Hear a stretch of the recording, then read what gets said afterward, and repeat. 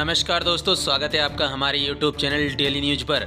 राजस्थान विधानसभा चुनाव में टिकटों के लिए चल रही खींचतान के बीच बीजेपी गहलोत सरकार पर लगातार हमलावर है। बीजेपी सचिन पायलट के उठाए मुद्दों पर ही सीएम गहलोत को निशाने पर ले रही है, जैसे पेपर लीक, आरपीएससी में धांधली, करप्शन और वादा खिलाफी।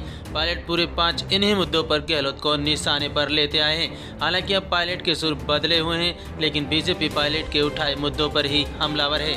बीजेपी सचिन पायलट की सियासी पिच पर खुलकर बैटिंग कर रही है। राजस्थान में कथित तौर पर करप्शन और पेपर लीक को लेकर सचिन पायलट ने अजमेर से लेकर जयपुर तक पदयात्रा निकाली थी। बीजेपी प्रदेश अध्यक्ष सीपी जोशी, केंद्रीय मंत्री गजेंद्र सिंह शेखावत और प्रदेश प्रभारी Arun Singh paper leak, corruption और कानून व्यवस्था के मुद्दे पर गहलोत सरकार को निशाने पर ले रहे हैं। सियासी जानकारों का कहना है कि सचिन पायलट करप्शन और पेपर लीक मुद्दा उठाते रहे हैं। चुनाव के समय बीजेपी ने पायलट के उठाए मुद्दों को ही लपक लिया है।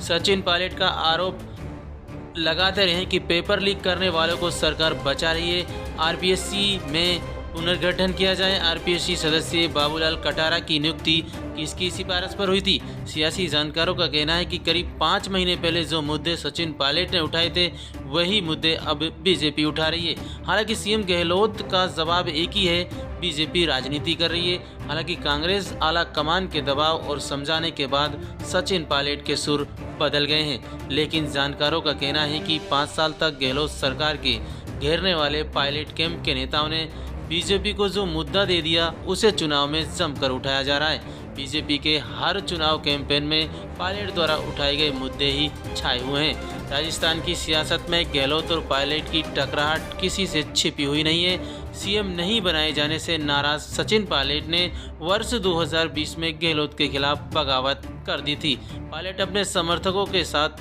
गुड़गांव के एक होटल में चले गए थे। करीब 20 दिन की बाड़ाबंदी के बाद विधायक जयपुर लौट गए थे। इससे गहलोत सरकार गिरने की स्थिति में आ गई थी। हालांकि बाद में कांग्रेस आला कमान के समझाने के बाद पायलट अपने समर्थकों के साथ जयपुर लौट आए थे।